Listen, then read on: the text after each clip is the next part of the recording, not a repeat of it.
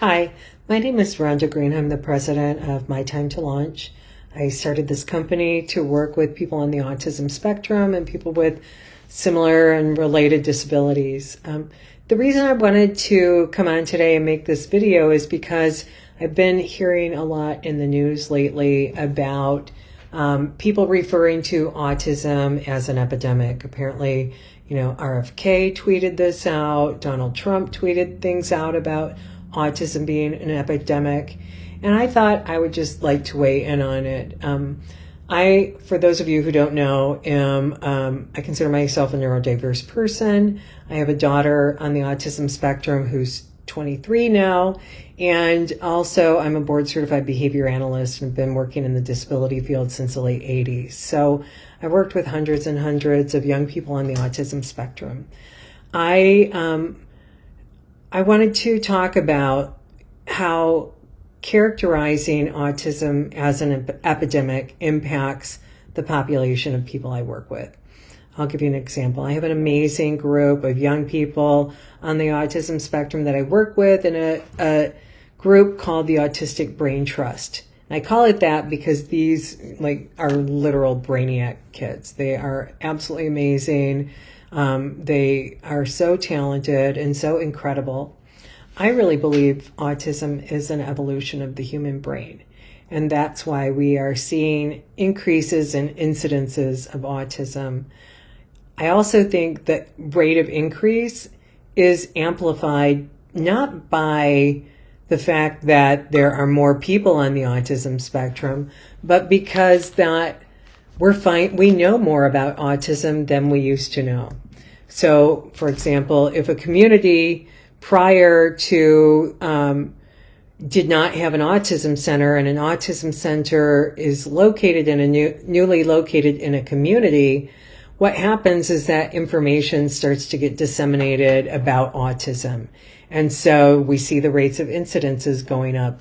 Also in the United States, we've never done a survey of the adult population, a comprehensive survey of the adult population to determine if the rates that we're seeing in children are similar to the rates that we're seeing in adults.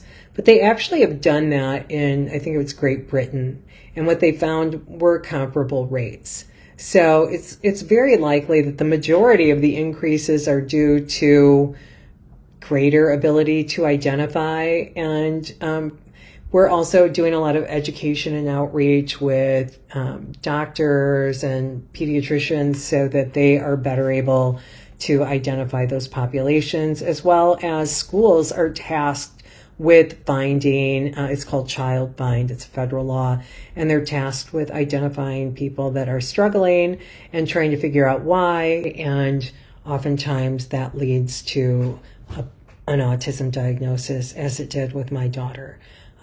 We took her to the local school because she wasn't really communicating effectively. She was struggling for words and lost a bunch of language. And so we took her to the school, and they gave her an educational diagnosis of autism. And then after that, you get a diagnosis through like a neuropsychologist or psychiatrist.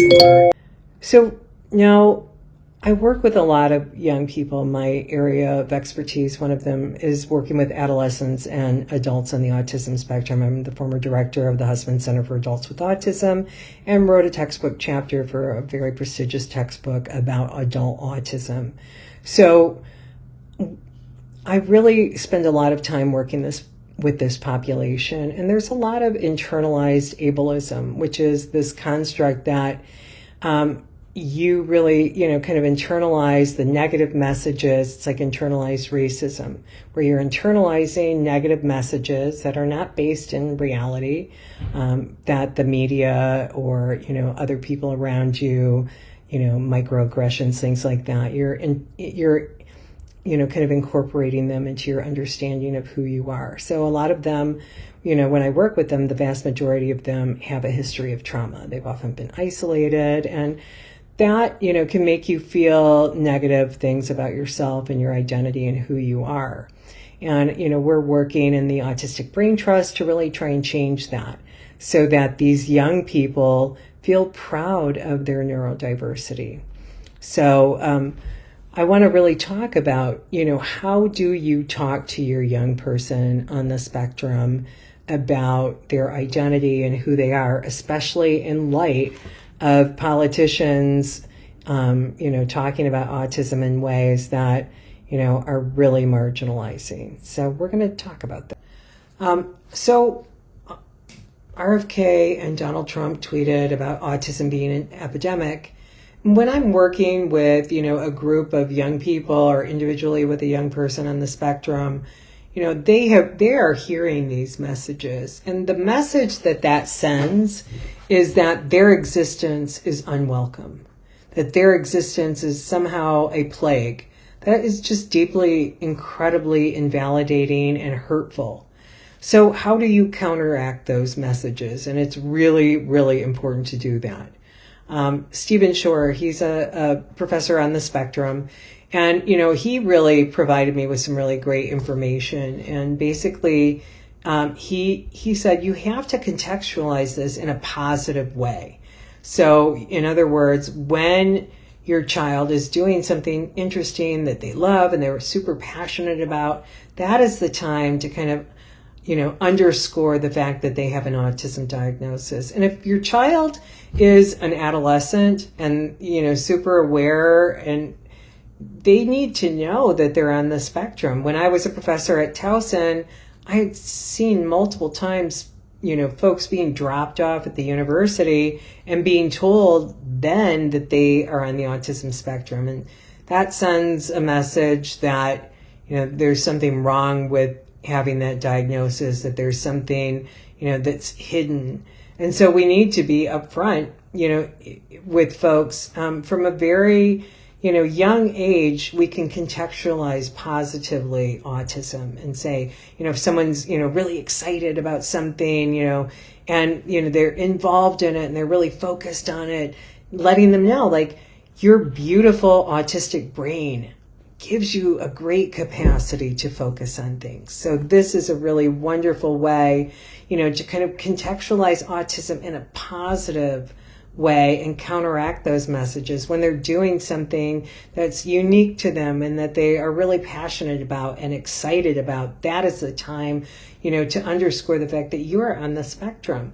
Other times that you can bring it up is, if there are things that, their brain is sensitive to, like a lot of folks on the spectrum that I work with have auditory processing sensitivities, right? So sometimes, like with my daughter, when she was a little girl, the sound of a motorcycle would just really, be overwhelming to her. And she'd kind of walk around like this, kind of closing her eyes and ears to the sound of the motorcycle because it was just too much for her. You can explain, you have really sensitive ears, and, because you're on the autism spectrum, you're autistic, and that, your ears are very sensitive because you interpret sound in a unique way. But that also means that you're really great at music. My daughter has perfect pitch, so, I could make that correlation. So trying to, help them connect to, the things that are, kind of, they're really good at, maybe some sensitivities, but also, kind of making that twist at the end so that it actually becomes a positive thing for them. Talking about the fact that, that I really think that, your brain is really incredible and wonderful and allows you to do some really amazing things, and underscoring that message repeatedly so that they feel good about who they are and that we can combat these unfortunate messages that need to stop. These messages about autism being an epidemic send a message to this population that they are unwelcome. And you know what? Our society benefits from diversity. Biodiversity, we know, makes species more robust and resistant to extinction. There is value in unique perspectives. There is value in diversity, in biodiversity of the human brain. And, diversity, neurodiversity is an important part of the human and natural part of the human experience. So we need to send positive messages that this is a population that is welcome and contributing to the benefit of society. And they truly are. Like, if you really look at the top in many, many fields, the people at the very top echelons are people in the autism spectrum. Autistic people deserve to have messages that are given to them that show that they have value and that they are an important part of our human fabric. Thank you.